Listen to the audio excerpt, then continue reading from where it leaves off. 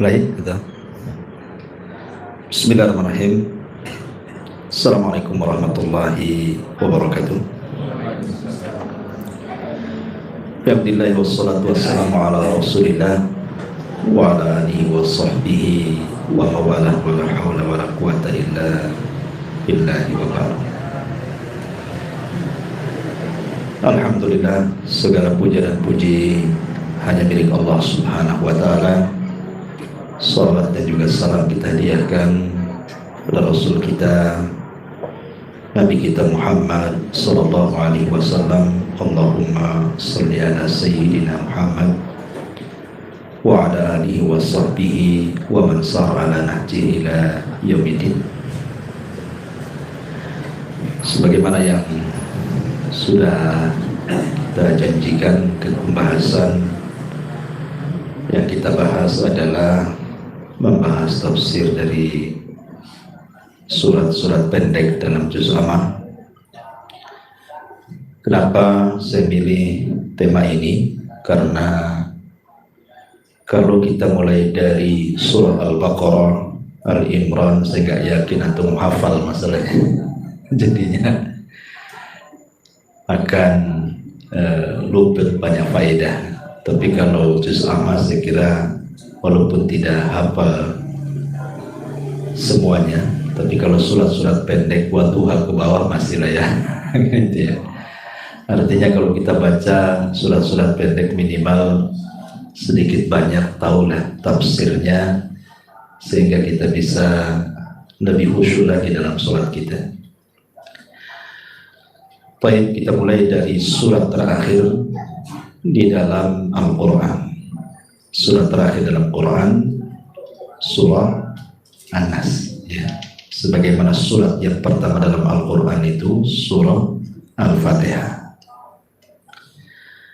Tentu ada hubung kait kenapa surat pertama Al-Fatihah dan surat terakhir An-Nas. Nanti kita akan hubungkan kenapa awal Al-Fatihah dan akhir Qul a'udzu birabbin nas. Ma'asyiral muslimin yang dimuliakan Allah Azza wa Jalla, sebelum saya menjelaskan sedikit dari tafsir singkat daripada Qul a'udzu birabbin nas ini, ada asbab nuzul, sebab kenapa Allah Subhanahu wa ta'ala menurunkan surah An-Nas ini. Di zaman Nabi sallallahu alaihi wasallam, orang-orang Yahudi itu sangat memusuhi Nabi. Itulah tantangan dakwah Nabi kan. Kalau di Mekah, tantangan dakwahnya orang-orang kafir Quraisy. Hijrah ke Madinah, rupanya musuhnya lebih berat lagi, orang-orang Yahudi. Orang-orang Yahudi ini sebenarnya mereka meyakini tentang kenabian dan kerasulan Nabi kita Muhammad sallallahu alaihi wasallam. Beda dengan orang-orang musyrik Arab, orang-orang Mekah. Mereka tidak mengakui sama sekali. Kenapa demikian? Karena orang-orang Yahudi itu punya maklumat. Mereka punya pengetahuan dari kitab yang mereka baca, kitab Taurat yang diturunkan kepada Nabi Musa, bahwa dalam kitab itu ada isyarat tentang kemunculan Nabi akhir zaman itu, dan ciri-cirinya persis melekat kepada Nabi Shallallahu Alaihi Wasallam, dan mereka tahu. Makanya orang-orang Yahudi Madinah yang mereka betul-betul menjalankan perintah dari kitab yang mereka baca, seperti contoh saja Abdullah ibn Salam masuk Islam. Padahal Abdullah ibn Salam itu tokohnya, di mana orang-orang Yahudi Madinah kalau ada masalah bertanya kepada Abdullah ibn Salam. Tapi walaupun tokohnya Yahudi masuk Islam, ternyata pengikutnya tidak ada juga masuk Islam, karena kedengkian mereka kepada Nabi. Lah, kebencian orang-orang Yahudi kepada Nabi sallallahu alaihi wasallam itu kurang lebih dengan nenek moyang mereka Bani Israel, yang mereka suka memusuhi nabi-nabinya. Makanya Allah gambarkan dalam Al-Quran orang-orang Bani Israel itu yaqtulunal anbiya bighairil haq. Mereka suka membunuh para nabi tanpa ada hak yang dibenarkan. Maka di masa Nabi SAW upaya-upaya pembunuhan kepada Rasul itu sudah terjadi. Salah satunya kenapa terjadi perang Bani Qunaiqah. Kabilah Yahudi di Madinah yang paling besar itu kan ada 3, walaupun semuanya ada 10, tapi yang paling besar adalah Bani Quraidah, Bani Qunaiqah dan Bani Nadir. Itu yang paling besar. Lah, salah satu peperangan melawan orang Yahudi itu ada namanya perang Bani Qunaiqah. Kenapa coba? Karena ada upaya pembunuhan secara sadis oleh Yahudi Bani Qunaiqah, hendak menjatuhkan batu besar di kepala Nabi. Tapi Jibril memberitahu bahwa mereka sudah buat makar akan membunuh Nabi. Makanya Rasul ketika diundang untuk melakukan rapat dengan orang-orang Bani Qunaiqah tidak jadi. Malah kemudian datang bawa pasukan. Dari mana Nabi SAW tahu bahwa mereka punya rencana untuk membunuh Nabi? Ya tentu dari Allah. Allah kasih tahu bahwa jangan pergi ke sana karena mereka sudah membuat makar. Makanya terjadilah peperangan. Ya. Nah, salah satu upaya-upaya yang dilakukan oleh orang Yahudi untuk menyakiti Nabi SAW itu adalah dengan cara menyihir Nabi. Jadi orang-orang Yahudi itu berusaha mereka menyihir Nabi tapi tak mempan. Karena kita tahu bahwa kalau bicara tentang sihir, maka pertama kali mempelajari sihir itu orang-orang Yahudi di zaman kerajaan Sulaiman, dan itu disyaratkan dalam surah Al-Baqarah 102. Antum bisa baca dalam surah Al-Baqarah 102 itu menceritakan tentang kisah Harut dan Marut. Dan itu yang pertama mempelajari sihir siapa? Orang Yahudi. Jadi sihir itu sangat lengket dengan orang-orang Yahudi. Lah ketika mereka sudah tidak sanggup menyihir Nabi SAW, akhirnya mereka menyewa orang. Terkenallah di zaman itu di kota Madinah dari Bani Syurek orang yang bernama Labid ibnu A'sam, tukang sihir kondang di zaman itu. Satu keluarga penyihir, Labid ibn A'sam. Akhirnya kemudian para pembesar Yahudi itu datang kepada Labid ibn A'sam dan mengatakan, ya Labid, bisa enggak kau menyihir Muhammad itu?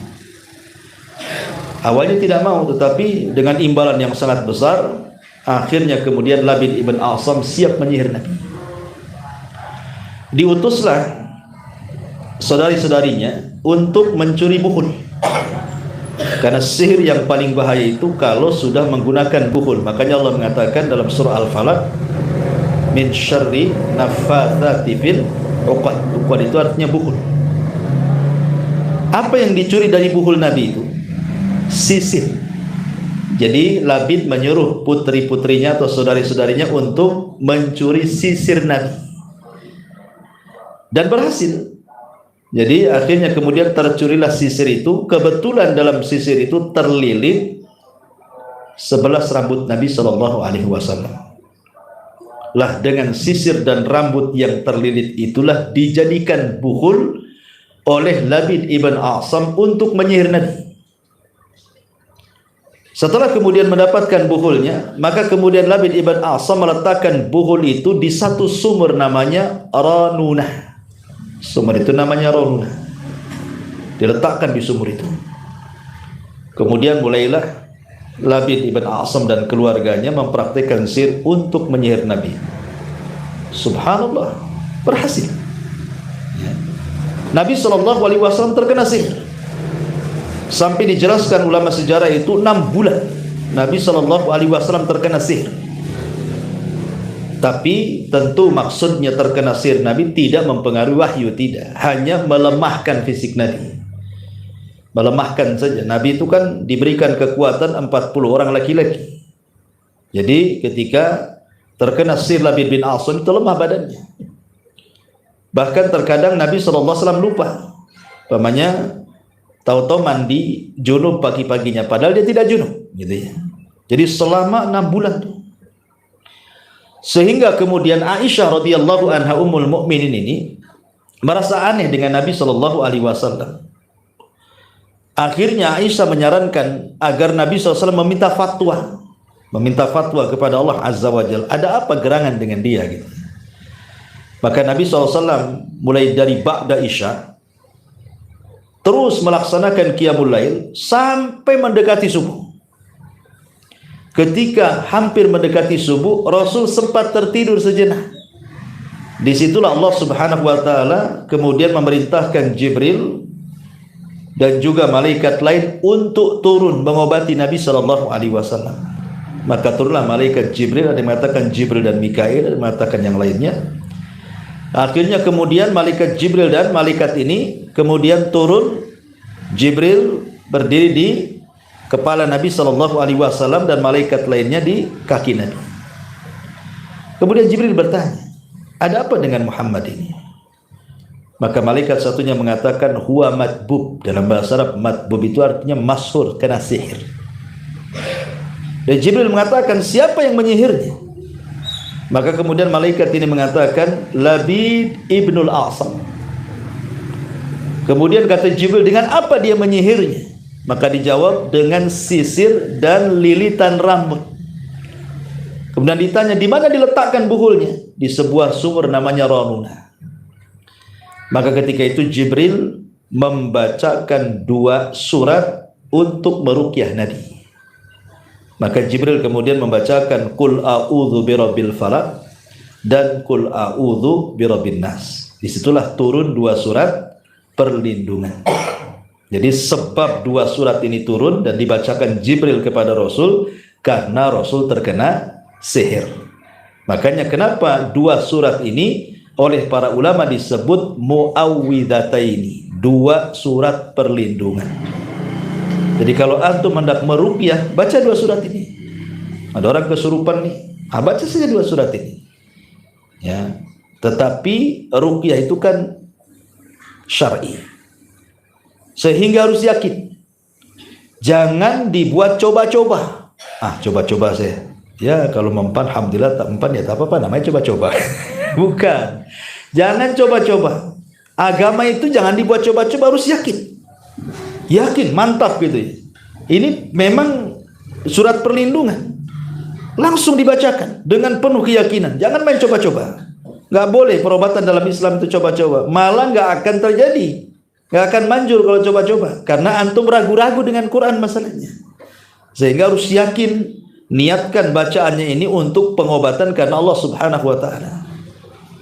Inilah diantara sebab turunnya muawwidhataini, 2 surat perlindungan, Qul a'udzu birabbin nas dan Qul a'udzu birabbil falaq. Ini yang pertama, asbab nuzul dari Qul a'udzu birabbin nas. Baik, kita masuk sedikit kepada tafsirnya. Di sini Allah Subhanahu wa Ta'ala mengatakan a'udzu billahi minasyaitonir rajim, bismillahirrahmanirrahim. Qul, katakan ya Muhammad, a'udzu, aku berlindung, birabbin nas, dengan Rabbnya manusia, malikin nas, dengan penguasa dan rajanya manusia, ilahin nas, dan dengan sesembahan manusia. 3 nama Allah Subhanahu wa Ta'ala ini, Rabb, Malik, dan Ilah, itu terdapat dalam surah Al-Fatihah. Ketika Allah mengatakan Alhamdulillahi Rabbil Alamin, berarti sama dengan kalimat Qul a'udzu birabbin nas. Rabbul alamin, Rabbun nas. 1. Yang kedua, Malikin nas. Dalam surah Al-Fatihah, Maliki Yaumiddin.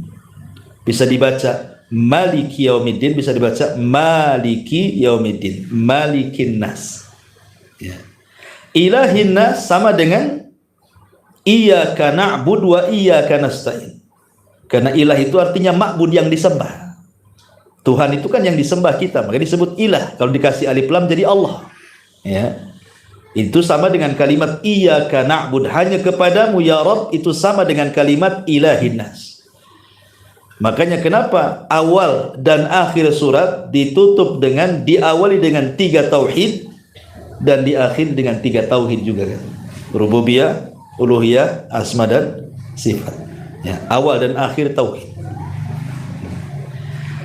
Di sini Allah mengatakan Rabbun nas, Qul a'udzu birabbin nas.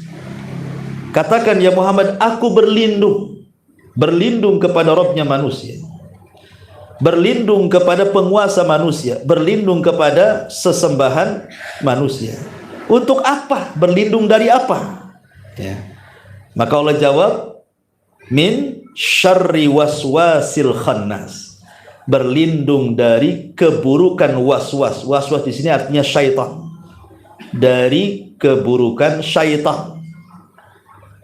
Yang khannas, khannas itu artinya yang lari, sembunyi, ya, takut, pengecut, itu disebut khannas. Jadi kalau seandainya setan datang hendak memberikan waswas kepada kita, kemudian kita berlindung kepada Allah, maka setan akan khannas, akan lari, sembunyi, pengecut, takut, gitu maksudnya. Makanya pentingnya kita berlindung. Kalau datang setan, berlindung, karena setan itu pasti lari kalau kita berlindung kepada Allah. Kemudian Allah mengatakan, rupanya setan pula ada dua. Yang pertama minal jinnati, yang kedua minan nas. Ada setan dari jenis jin, ada setan pula dari jenis manusia. Ya. Baik, kita akan bahas kalimat per kalimat. Di sini Allah Subhanahu wa taala mengatakan kul, katakan ya Muhammad. Kalimat kul dalam Al-Qur'an itu kalau diletakkan di awal surat itu hanya ada di 5 surat. Kul a'udzu birabbin nas, surah An-Nas kan, kul a'udzu birabbil falaq, kul huwallahu ahad, itu namanya 3 kul. Ya. Kemudian kul ya ayyuhal kafirun. Kemudian surah jin, kul uhiya ilayya annahu istama'a nafarun minal jin. Jadi kalau kita lihat Quran, yang di awal dengan kalimat kul itu hanya di 5 tempat ini. Tapi kalau di tengah-tengah banyak, yas'alunaka anil mahid kul, nah itu ya, katakan yas'alunaka madza yunfikun kul. Kalau di tengah-tengah banyak, tapi kalau di permulaan surat itu cuma 5 tempat saja. Qul a'udzu birabbin nas, qul a'udzu birabbil falaq, qul huwallahu ahad Allahus samad, kemudian qul ya ayyuhal kafirun, sama surah al-jin, qul uhiya ilayya annahus tama'a nafarun minal jin. Baik. Kalimat a'udzu artinya altaji, artinya berlindung, dikembalikan semua urusan kepada Allah Subhanahu wa taala. Jadi kita menyandarkan semua urusan kepada Allah. Makanya di dalam surah Al-Buruj, dalam surah Al-Buruj ada cerita tentang Ashabul Ukhdud. Cerita Ashabul Ukhdud. Lah salah satu penggalan cerita Ashabul Ukhdud itu adalah ada anak muda yang saleh yang belajar kepada tukang sihir, akhirnya dia berpindah belajar kepada sang pendeta, karena di zaman itu belum ada Islam, jadi agama yang paling benar ya Nasrani. Jadi belajar kepada sang pendeta. Akhirnya diberikan karamah oleh Allah, mampu menyembuhkan berbagai macam penyakit anak muda ini. Lah suatu ketika orang kepercayaan raja ini namanya Dzunwas, punya orang kepercayaan, buta orangnya, mendengar anak muda bisa menyembuhkan. Lah Dzunwas ini rajanya ngaku Tuhan, sama dengan Fir'aun, Namrud ngaku Tuhan. Rupanya mendengar ada anak muda bisa menyembuhkan penyakit, dia undang anak muda itu ke rumahnya, dan dia siap memberikan apapun asal diobati 2 matanya, bisa melihat. Maka anak muda itu mengatakan, saya tidak mau harta, kalau engkau ingin disembuhkan, maka syaratnya 1, beriman kepada Allah. Jadi anak muda ini berdakwah lewat perobatan. Harusnya gitu, orang-orang yang diberikan karunia bisa mengobati, para dokter gitu ya, praktisi kesehatan dan begitu seterusnya, itu pas tuh kalau mengobati pasien itu dengan dakwah. Karena biasanya pasien itu lebih takut sama dokter dibandingkan sama ustaz, ya kan? Ustadz ini menjelaskan bahaya zina, nanti kena aid, kena ini, kena itu, dijelaskan dalilnya, Quran, sunnahnya. Mana takut orang itu? Coba dokter yang ngomong, kamu punya kena aid, besok mati. Langsung itu manjur kalau dokter yang ngomong itu, pasti ditinggalkan itu. Tapi ustadz walaupun 1000 dalil dikasih, ya, masuk telinga kanan, keluar telinga kiri kan. Jadi itu kesempatan sebenarnya untuk nakut-nakuti pasien kan. Walaupun nakut-nakutin kan dia takut itu, ya. Pasti dia akan tinggalkan itu perbuatan zina. Kalau dokter yang ngomong, kamu kena penyakit raja singa, ya memang singa ada rajanya kan, dia raja, ya bukan penyakit kan. Baik, jadi berimanlah ini orang kepercayaan raja ini, betul-betul beriman. Kalau sudah beriman berarti tidak mengakui Tuhan Dzunwas lagi rajanya kan, dia sudah beriman kepada Allah. Jadi ketika dia datang ke istana itu kagetlah Dzunwas ini. Dia kan ngaku Tuhan. Kalau ngaku Tuhan harusnya bisa menyembuhkan penyakit buta kan. Tapi kan nggak bisa juga disembuhkan. Pas sembuh ditanya siapa yang menyembuhkan kamu? Dia mengatakan Allah, marahlah dia karena dia ngaku Tuhan mas. Masa ada Tuhan selain aku katanya. Akhirnya dipaksa murtad tuh. Nggak mau murtad juga. Kemudian ditanya siapa yang ngobatimu? Nggak mau, disiksa. Akhirnya ngaku anak muda. Tangkap anak muda itu. Dipaksa anak muda, siapa yang ngajari kamu? Nggak mau juga, disiksa nggak kuat. Akhirnya dibilang pendeta, ditangkap lagi pendetanya. 3 orang ini ditangkap akhirnya. Ya. Kemudian di penjara. 3-3 disuruh murtad, tak mau. Akhirnya sang pendeta dengan orang kepercayaan sang raja ini dibunuh dengan cara sadis, digergaji sininya kepalanya sampai belah jadi 2, mati. Lah raja ini hendak menghukum anak muda tapi dengan cara yang lain. Dengan cara apa? Dinaikkan ke atas bukit. Tapi anak muda ini dia berlindung kepada Allah dan mengatakan Allahumma kfinihim ya Rabb. Ya Rabb, aku tidak ada daya dan upaya kecuali kekuatan. Aku hanya berlindung kepadamu. Terserah bagaimana caranya kau lindungi aku. Akhirnya kemudian dibawa ke atas bukit, maksudnya mau dilempar dari atas tuh. Rupanya Allah buat bukit itu lini, bergetar, bergegar. Sehingga para prajurit ini yang mengawal anak muda ini naik ke atas bukit, semua terjatuh mati semua. Anak muda ini selamat. Raja bingung, kok masih selamat katanya. Ya. Akhirnya sang raja mengatakan tangkap lagi anak muda itu, ditangkap lagi. Kemudian dibawa ke perahu, lempar di tengah lautan. Anak muda ini lagi-lagi berlindung kepada Allah. Allahumma kfinihim ya Allah, aku serahkan kepadamu ya Allah. Terserah bagaimana caranya, lindungi aku. Rupanya kapal sampai di tengah lautan, datang gelombang menghempas kapalnya. Niat yang mau melempar anak muda itu, prajurit pula yang terlempar dari perahu itu. Niat mau melempar, dia yang terlempar dari situ, mati semua. Anak muda pula ini selamat. Apa nggak geleng-geleng ke raja ini? Jadi apapun upaya pembunuhan sama anak muda ini, tidak mati-mati anak muda ini. Sampai akhirnya dia menyerahkan diri kepada raja karena pasti lari kemana saja akan dicari. Tapi dia ingin kematiannya bermanfaat untuk orang banyak. Akhirnya dia datang kepada sang raja, kalau hendak membunuhku gampang. Ikat aku di tiang gantungan, kumpulkan semua orang-orang Najran. Nanti aku akan kasih anak panah, kau sediakan busurnya. Nanti aku akan ajarkan mantranya katanya. Akhirnya kata raja, deal, oke. Kata anak muda, dikumpulkanlah akhirnya 20.000 kata Ibnu Katsir itu penduduk Najran di lapangan, anak muda ini digantung. Raja sudah siapkan busurnya. Kemudian anak muda itu nyerahkan anak panahnya. Ketika kau memanah, nih mantranya. Bismillahi Rabbil Ghulam. Dengan menyebut nama Allah, Robnya anak muda itu. Karena sudah marah raja itu, dia nggak peduli dengan artinya itu. Main panah saja dan berteriak Bismillahi Rabbil Ghulam katanya.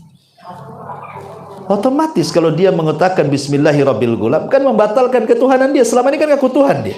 Kok menyebut nama anak muda Tuhan anak muda itu kan gitu ya. Secara sendirinya dia membatalkan ketuhanannya. Makanya ketika raja ini membatalkan ketuhanannya, menyebut Tuhan anak muda itu, 20.000 orang itu beriman semuanya. Amanna bi Rabbil Ghulam. Karena raja ini sangat beriman. Apa gak geleng-geleng raja? Gara-gara 3 orang tumbuh 20.000. Cuekan juga. Syahidnya di sini apa? Bagaimana anak muda ini menyerahkan diri kepada Allah, berlindung kepada Allah dari keburukan orang-orang ini. Qul a'udzu bi rabbin nas. Jadi kita berlindung kepada Allah. Ada apa-apapun berlindung kepada Allah. Karena kalau berlindung kepada manusia, sampai kapanlah? Sebisa apa manusia melindungi kita?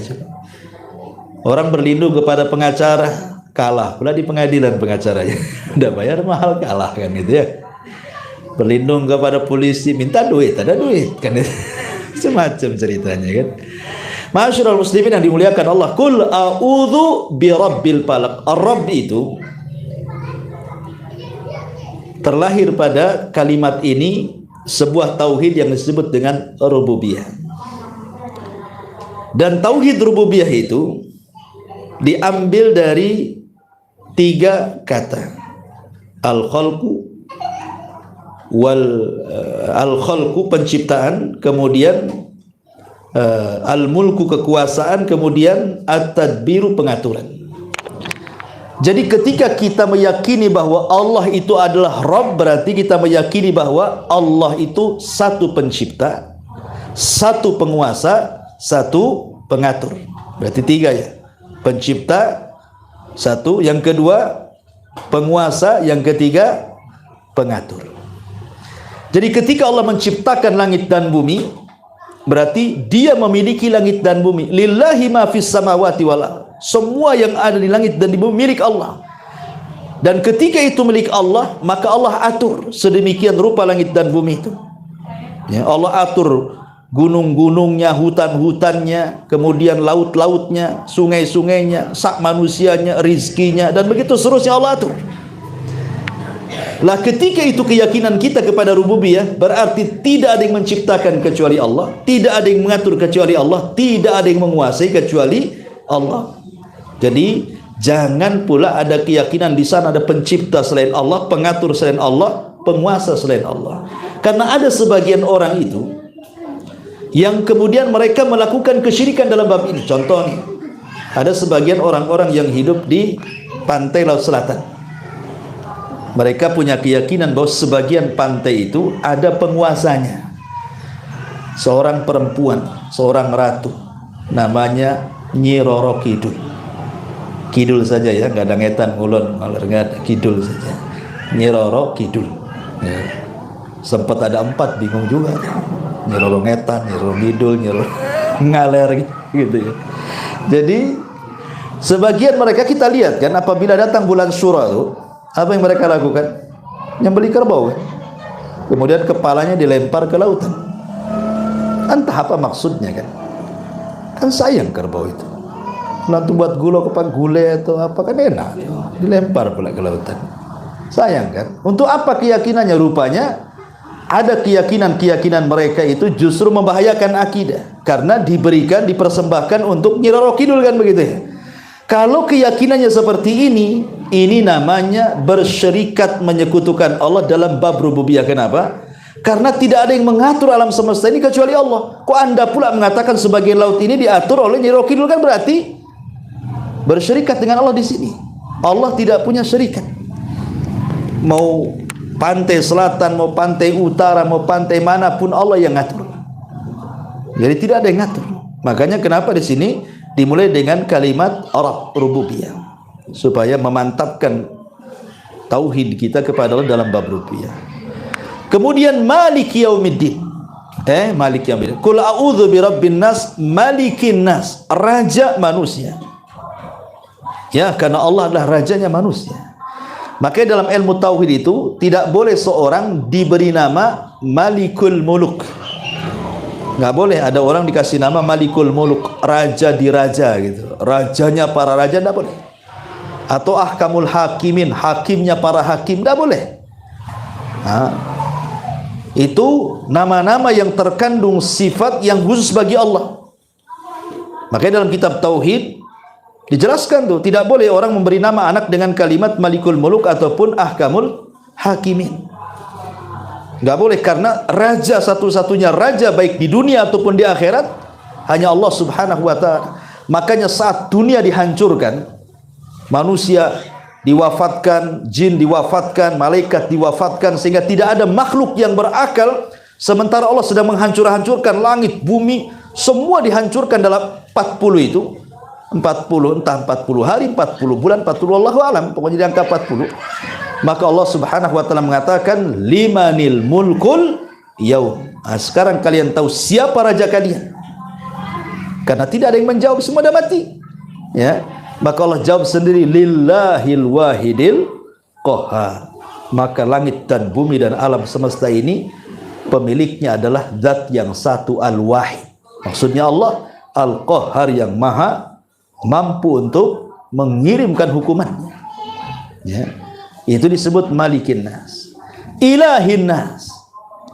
Ilah artinya ma'bud, maka lahirlah tauhid uluhiyah dari sini, mengesahkan Allah dalam peribadatan. Kita tidak boleh sholat kecuali kepada Allah, tidak boleh puasa kecuali kepada Allah, tidak boleh apapun ibadah-ibadah tidak boleh diberikan kecuali kepada Allah Subhanahu wa taala. Lah, ketika kita berlindung dari tiga nama Allah Subhanahu wa taala, Rabbin nas, Malikin nas, Ilahin nas. Untuk apa coba? Untuk musuh yang paling berat. Karena dalam surah Al-Falaq itu cuma satu perlindungannya. Qul a'udzu birabbil falaq. Cuma satu, Rabbul Falaq saja. Padahal musuhnya banyak. Dalam Al-Falaq itu kejahatannya banyak.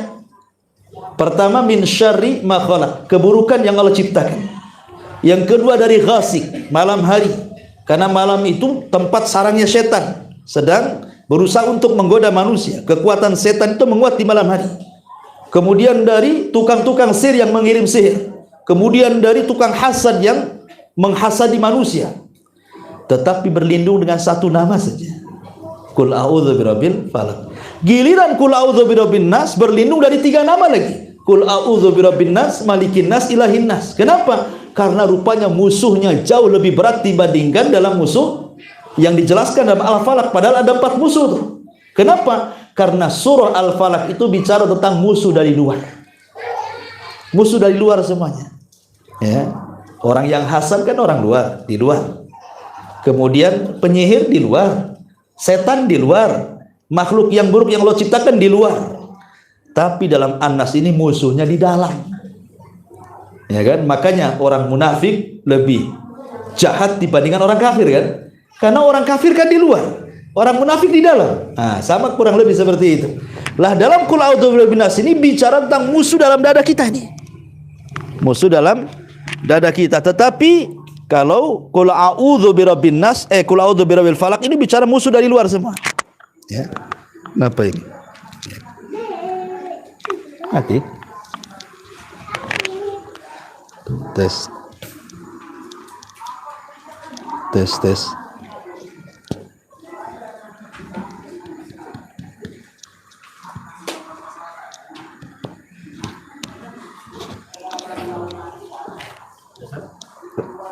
Tes. Apa ini? Oke. Tes satu. Iya. Kembali bahwa apa musuh dari dalam itu? Musuh dari dalam itu was-was. Ya. Was-was itu kan dalam hati. Gak mungkin, dan hati itu ada di mana? Maksud di sini kalimat al-qalbu itu maksudnya jantung. Gak mungkin lah antum datang ke dokter, dok ambil jantung saya supaya tidak ada penyakit hati. Matilah kita diambil jantungnya. Ya. Jadi nggak bisa dibuang. Hawa nafsu itu nggak bisa dibuang. Hawa nafsu itu hanya bisa ditekan. Ya kan? Hawa nafsu tidak mungkin dibuang dari dalam badan kita, tapi ditekan mungkin. Sehingga karena tidak bisa dibuang musuh dalam dada ini yang berupa hawa nafsu itu, makanya kenapa bahayanya lebih berat. Makanya kita disuruh berlindung dengan 3 nama Allah, Rabbun nas, Malikin nas, Ilahin nas. Baik, kita sedikit bicara tentang was-was. Kita berlindung dari was-was. Was-was itu datang dari setan. Nabi SAW supaya manusia tidak terkena was-was, Nabi SAW berusaha mengajarkan para sahabat itu jangan sampai terkena was-was setan.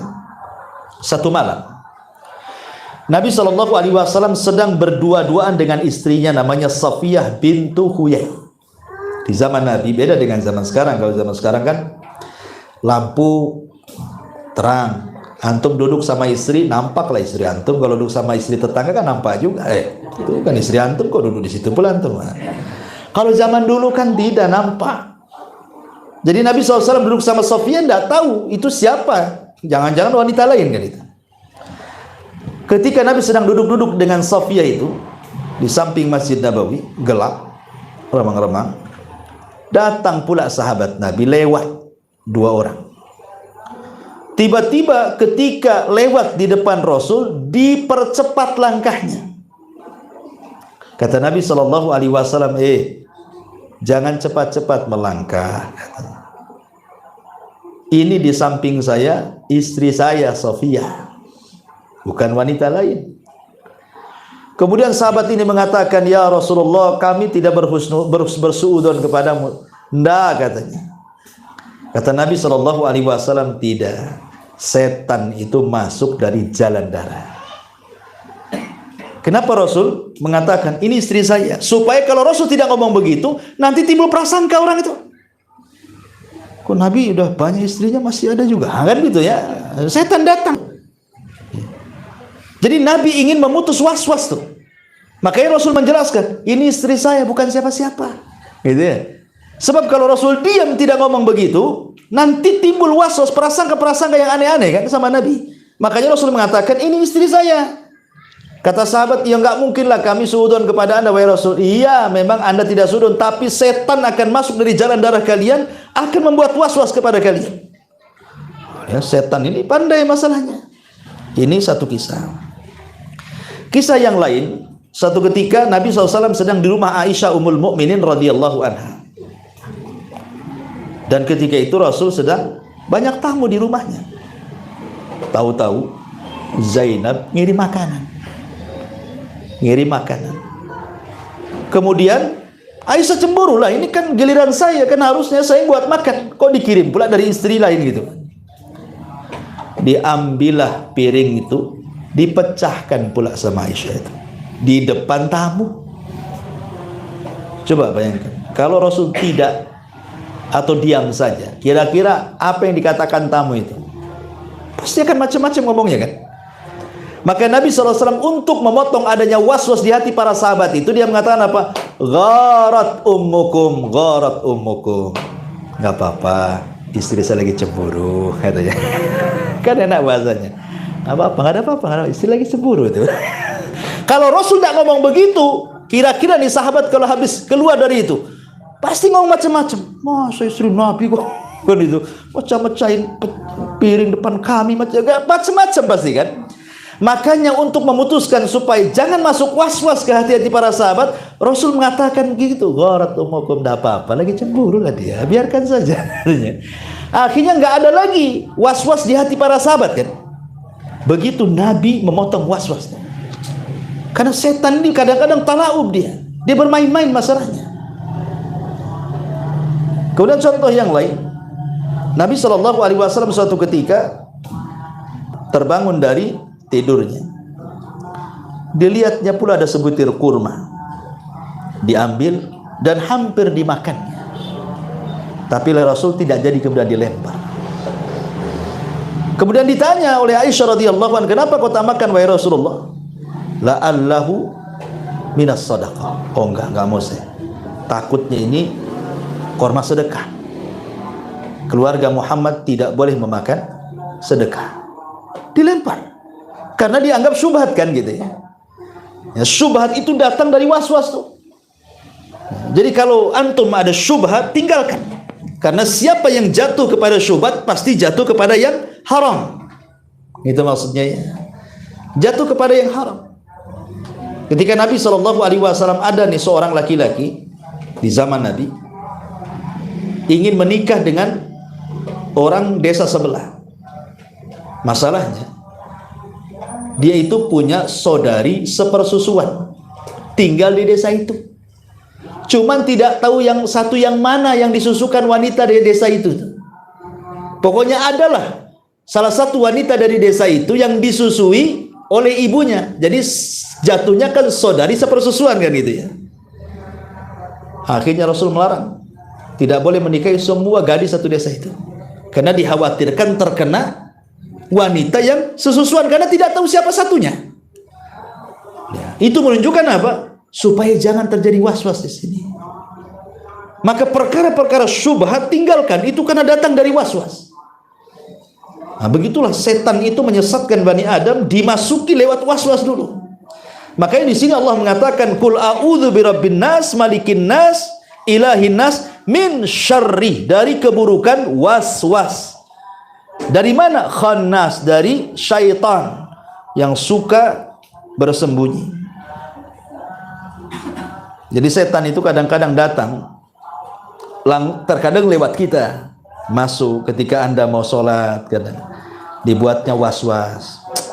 Ngapain sholat ke masjid, di rumah saja. Ya, ini udah mendung-mendung, ini nanti hujan. Tak jadi ke masjid. Datang was-was gitu ya. Mau sedekah, mikir-mikir, aduh sedekah enggak ya? Ini cicilan motor belum lunas. Tak jadi sedekah kan itu ya. Itulah was-was tuh kayak gitu datangnya tuh. Mau ngaji gitu juga. Antuk, malas saya. Kalau saya ke pengajian tidur pula di pengajian, malu saya. Tak jadi dia ngasih kayak gitu. Kan ya. Jadi memang pandai setan itu akan masuk memberikan was-was itu. Ataupun setan itu ngasih was-was ke orang lain untuk memberikan was-was kepada kita. Entah lewat anak, entah lewat istri, kan gitu. Bang, gak usah lah dulu sedekah. Rumah ini belum direnov ini kan. Gitu ya. Nah itulah kan gitu ya. Jadi tidak jadi. Berarti siapa setan ini nih? Istrinya. Jadi masyarul muslimin yang dimuliakan Allah Subhanahu wa taala. Jadi was-was itu seperti itu. Dia akan berusaha untuk menghalang-halangi seseorang untuk melakukan ibadah dan ketaatan, atau disuruhnya berbuat jahat. Disuruhnya berbuat jahat. Ya.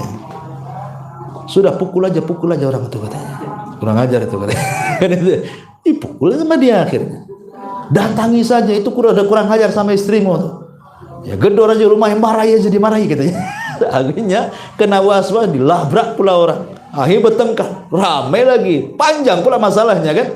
Memang seperti itu. Dibuat was-was, disuruh minum khamr, disuruh berzina, disuruh macam-macam setan itu.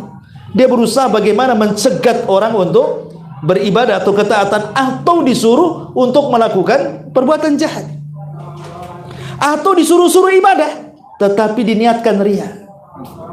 Ya, berangkatlah ibadah sana, berangkat banyak-banyak ibadah supaya dipuji manusia katanya. Ya. Sana haji supaya nanti kamu dipanggil Pak Haji ya. Setan pandai dia akan masuk dari semuanya. Itulah was-was setan. Makanya kenapa disuruh berlindung, supaya khannas, mereka pergi lari berlindung. Jadi kalau ada was-was seperti itu, dia malas, nih ada apa ini, malas salatnya, auzubillahi minasyaitonirrajim. Ini kenapa ini malas ngaji nih, auzubillahi minasyaitonirrajim. Langsung berlindung seperti itu supaya was-was ini hilang. Masalahnya yang memberikan was-was itu rupanya setan itu terbagi dua gitu ya. Minal jinnati wan nas. Ada setan dari kalangan jin, ada pula setan dari kalangan manusia. Karena setan itu ikhwatu fiddin, mereka tidak memiliki daya dan upaya kepada kita kecuali hanya was-was saja. Mereka tidak mungkin bisa ngapa-ngapain sama kita kecuali hanya ngasih was-was. Gak mungkin setan tahu-tahu datang kepada kita, ambil tangan kita, ayo kita maling. Gak mungkin ya.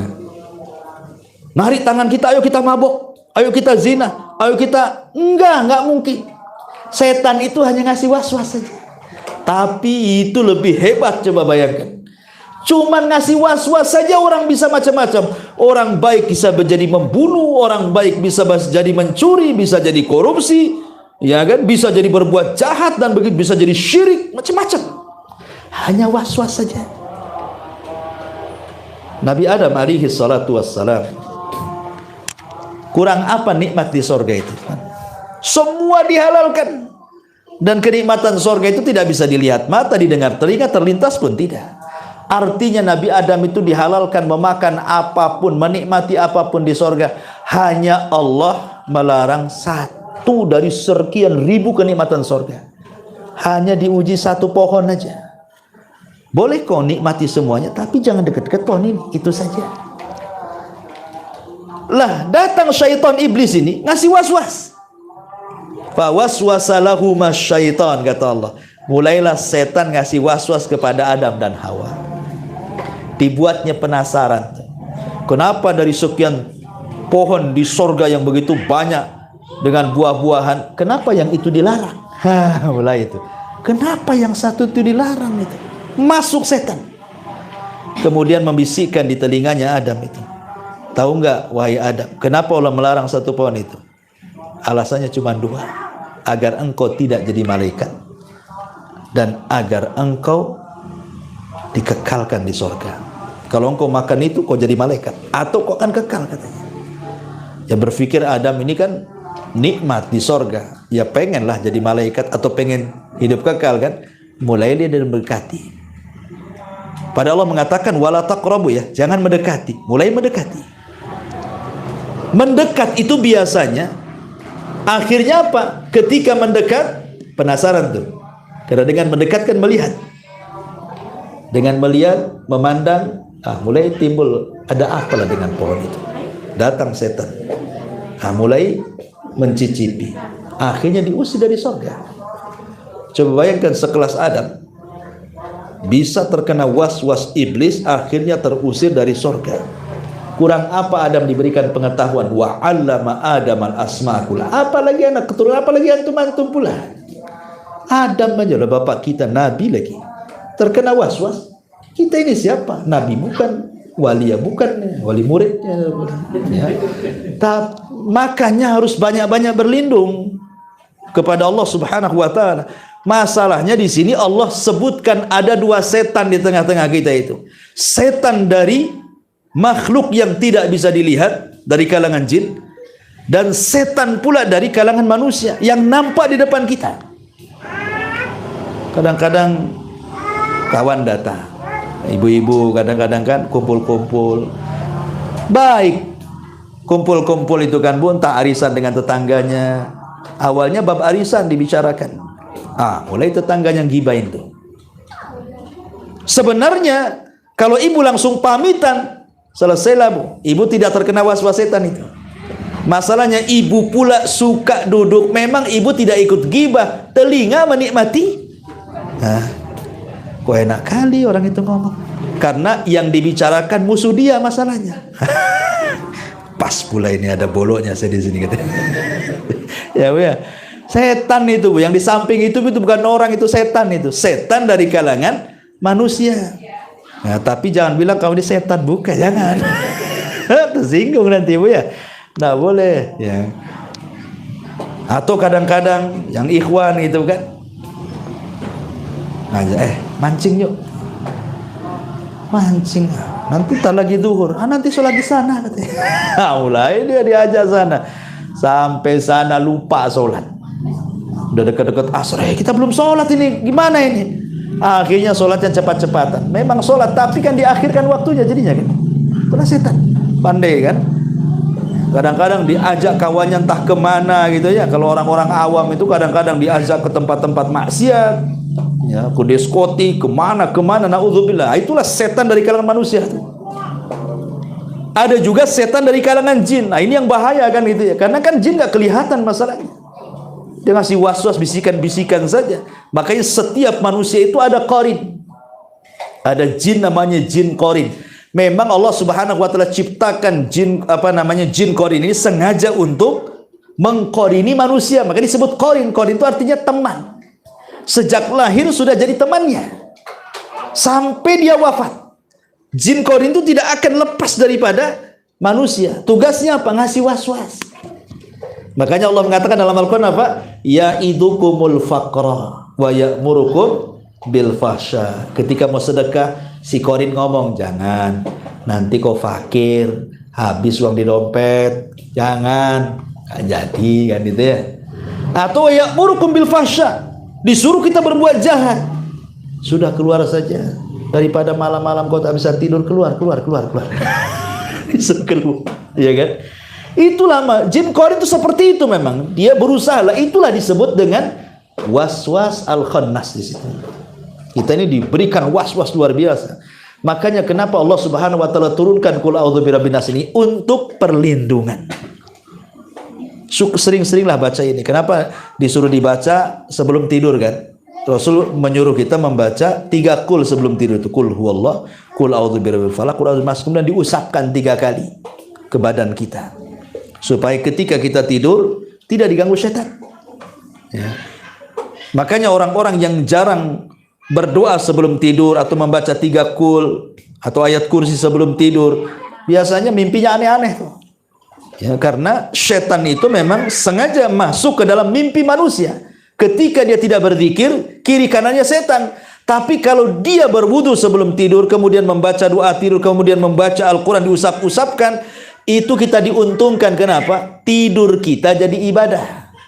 Kenapa ibadah? Karena di samping kiri kita ada malaikat. Setiap kita berguling ke kiri, malaikat sebelah kiri mengatakan, Allahumma arhamhu, Allahumma gfirlahu. Ya Allah rahmati orang ini, ya Allah ampuni dosa orang ini. Guling lagi ke kanan, sebelah malaikat mengatakan sebelah kanan sama, ya Allah rahmati orang ini, ya Allah ampuni orang ini. Coba bayangkan, malaikat ngomong gitu terus setiap kita bergerak kiri kanan sampai kita terbangun. Bayangkan. Artinya kalau Allah takdirkan kita tidak terbangun, berarti tidur kita itu didoakan malaikat gitu ya. Tapi kalau seandainya ndak wudu, ndak zikir, ndak baca doa, pokoknya nengok bantal langsung, ya langsung aja kan itu. Itu kiri kanan setan itu. Makanya mimpinya aneh-aneh. Mimpinya jatuh dari atas, tahu-tahu dari ranjang aja jatuh kan itu. Gitu. Mimpinya macam-macam. Kadang sebelum tidur aja kadang-kadang ada orang yang diganggu tuh. Ya. Kalau melihat sesuatu nggak bisa nafas orang itu. Ada tuh apa itu namanya. Kalau sebelum tidur diganggu, nggak bisa bergerak tuh. Apa namanya istilahnya? Kayak tindihan kan? Itulah karena nggak ini. Mau ngucap astagfirullah, astag gitu aja. Ketindihan kan itu ya. Ya. Jadi itulah karena sebelum tidur nggak doa masalahnya. Itulah fungsinya kenapa baca surat kursi, baca 3 kul ini. Salah satunya kul a'udzu birabbil nas, supaya tidur kita ini, kata Nabi SAW, seandainya Allah bangunkan, maka dibangunkan di atas kebaikan. Seandainya Allah wafatkan, maka diwafatkan di atas fitrah. Itu. Artinya di atas Islam. Dan Allah mengatakan, wala tamutunna illa wa antum muslimun. Jangan kalian mati kecuali dalam kondisi Anda beragama Islam. Wallahu a'lam. Inilah tafsir singkat dari An-Nas. Insyaallah kita masuk kepada qul a'udzu birabbil falaq minggu depan. Tapi sebelum saya tutup, silakan kalau ada yang bertanya. Ya, ibu-ibu juga silakan.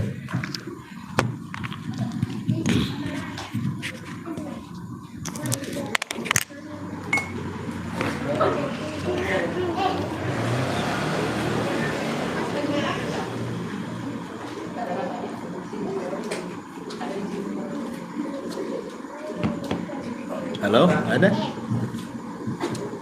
Iya. Assalamualaikum warahmatullahi wabarakatuh. Waalaikumsalam.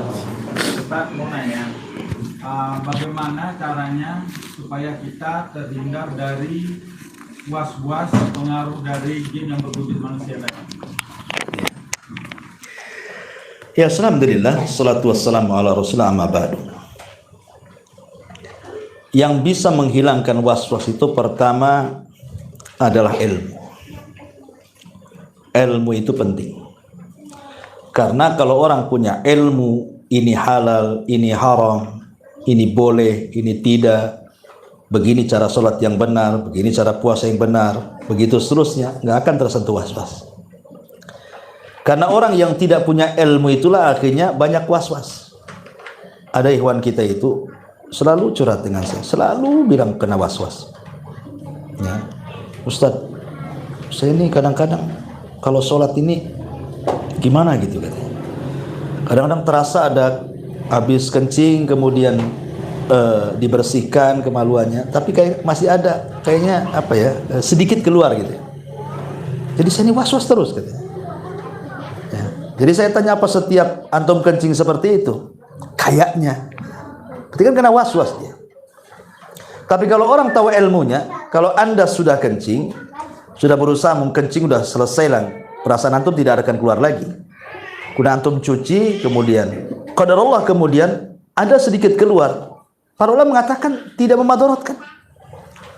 Kalau yang sedikit keluar kan, enggak akan memadaratkan, lanjutkan saja was-was. Itu kalau tahu ilmunya kan gitu. Kalau tidak tahu kan bingung akhirnya. Asik ganti celana aja tuh. Dan masalahnya kan. Kadang-kadang takbiratul ihram enggak jadi-jadi. Allahu akbar. Tak jadi lagi. Allahu akbar. Tak jadi lagi. Jadinya itu kalau imam lagi ruku baru mantap dia. Takut enggak dapat rakaat masalah. Itu was-was itu. Ya. Jadi kalau ndak ada ilmu jadi kayak gini jadinya ibadahnya tuh. Kadang-kadang ke kamar mandi, wudu di kamar mandi, 1 bak mandi habis dia wudu itu. La ilaha illallah. Kok bisa? Anda sedang wudu apa sedang mandi? Enggak usah dikuras itu kan gitu. Kadang-kadang lantai-lantai itu sudah sebenarnya kamar mandi sudah dibanjur, sudahlah bersih kan gitu ya di kamar mandi juga. Tapi kadang-kadang ada was-was. Jadi kalau ndak pakai sandal ke kamar mandi itu kayaknya bau najis itu di kaki itu. Jadi kayaknya diwajibkan bawa sandal. Ya memang bagusnya bawa sandal kan itu. Tapi kan sekali-kali seseorang mungkin lupa nggak bawa sandal ke kamar mandi. Yang penting antum banjur aja kamar mandi itu kan. Udah disikat sama istri, udah bersih, udah lah bismillah kan gitu. Kan kita nggak nampak najisnya masalah. Kecuali nampak di situ najisnya. Itulah was-was itu karena tidak punya ilmu tuh. Akhirnya ya was-was terus jadinya. Jadi yang pertama itu belajar. Supaya jangan was-was. Karena orang belajar itu yang syubhat jadi tidak syubhat bagi dia. Yang orang yang punya ilmu yang syubhat itu langsung ini nggak boleh. Tahu dia hukumnya. Maka dia tidak akan melakukannya. Tapi kalau yang tidak punya ilmu pasti jatuh kepada perkara syubhat tadi karena tidak punya ilmu. Ini satu, harus punya ilmu. Yang kedua, banyak-banyak berlindung kepada Allah Azza wa Jalla. Karena yang bisa menghilangkan was-was itu hanya Allah. Kita ini melawan makhluk yang tidak tampak mata masalahnya. Walaupun setan dari manusia, asalnya itu setan dari jin juga yang berikan was-was kepada dia untuk mengajak keburukan kepada kita. Kita ini sulit melawan musuh yang tidak tampak coba. Kalau jin yang jahat itu tampak depan kita tinggal ditempeleng aja lah kan gitu. Lah kalau nggak nampak macam apa yang mau ditempeleng? Nggak bisa kita ini. Karena kita bukan Nabi. Kalau Nabi SAW ya ketika sholat diganggu langsung dicekik itu setannya. Kata Rasulullah, aku merasakan dinginnya air liurnya itu. Yang dicekik Nabi itu jin ifrit. Kalau seandainya aku tidak ingat doa Sulaiman, apa doa Sulaiman itu? Ya Rabb, janganlah kekuasaan diberikan kepada orang setelahku. Maksudnya mendudukan jin. La yambagi li ahadi min ba'di. Ya Allah, jangan kau kuasakan seperti kekuasaanku kepada orang sepeninggalku, kata Sulaiman. Makanya Rasul teringat tuh ke Sulaiman. Akhirnya kata Rasul, kalau bukan karena doa Sulaiman sudah aku cekik, kau ikat kau di tiang. Tapi karena doa itu dilepas sama Nabi. Ya itu Nabi bisa nangkap jin, bisa nyekik. Kalau kita bukan Nabi tidak mungkin nangkap jin. Kalau ada orang sok-sok nangkap jin kemudian dimasukkan ke botol, ya itu nggak ada. Kan ada tuh uka-uka tuh apa tuh? Nari dimasukkan ke botol. Nah, saya pernah ada tayangannya itu. Ya, masuk ke rumah orang, gayanya aja pakai jubah, pakai serban, pakai tasbih macam-macam kan. Tahu-tahu ditangkapnya jin, dimasukkan ke botol aqua, lubang pula botolnya di bawah. Lepas lagi dari situ. Ini gimana ceritanya? Antum pun bisa karena itu acting. Bagaimana bisa membuktikan itu ada jin? Karena tidak bisa dilihat kan. Antum kayak acting, jadi artis aja antum acting gini-gini. Antum disangka iya. Yakin kan ya penampilan antum itu. Pakai jubah, pakai ini, pakai itu kan. Kayak wali. Ya. Nanti kan mantap itu. Betapa banyak coba kemarin waktu rame-rame rupanya dukun-dukun itu terbongkar semua trik kan gitu. Jadi tidak bisa kalau Nabi iyalah karena dia dapat wahyu. Nabi aja tidak maksudnya itu pun pas memang kebetulan dia bisa menangkap jin. Tapi Nabi sendiri tidak tahu jin di mana. Kalau bukan karena wahyu yang mengatakan, wahai Muhammad, Jibril turun di padang pasir sudah menunggu sekian ribu jin, kau datang ke sana berdakwalah kepada mereka. Maka Rasul datang kepada mereka dengan Abdullah bin Mas'ud. Ya. Kalau malaikat tidak ngasih tahu, mana tahu Rasul itu banyak jin nunggu dia berdakwah di sana kan? Gak tahu kecuali Allah yang perintahkan lewat Jibril. Wahai Muhammad, di sana sudah berkumpul tuh. Kamu harus ngisi taklim sama jin. Ya ada pemberitahuan dan dikasih tahu tempatnya di situ. Rasul ke situ. Loh kalau saya tiba-tiba ceramah di lapangan gak ada orang. Ngapain Ustadz itu kok ceramah sendirian tengah lapangan? Disangka orang gila lah. Ceramah sama siapa Ustaz? Sama jin. Mana ada orang tahu? Otaknya di mana kan? Jadi kita itulah karena musuh kita jin itu tidak bisa dilihat. Makanya satu-satunya melawan musuh yang tidak bisa dilihat itu hanya Allah yang bisa melawannya. Serahkan kepada Allah. Minta perlindungan kepada Allah. Nanti Allah yang melawannya. Sama dengan kita melawan orang hasad tuh kurang lebih tuh. Antum tinggal di perumahan ini, yang hasad sama kita lo tidak tahu apakah depan rumah, belakang rumah, kiri kanan rumah, kan kita tahu orang hasad itu yang mana satu. Kalau tahu yang hasad si anu mungkin kita sudah tinggalkan lah. Masalahnya ini satu pengajian kan, kita tidak tahu mana satu yang hasad sama saya ini, tidak ada yang tahu. Lah dari sinilah kemudian kita serahkan kepada Allah, ya, untuk melawan orang hasad itu. Kita serahkan kepada Allah, biar Allah yang melawannya. Karena nggak tahu masalahnya, apalagi jin yang memang jelas-jelas secara nas Al-Quran, innahum yarakum min haitsu la tarawnahum. Mereka melihat kita, kita pula tak bisa melihat mereka.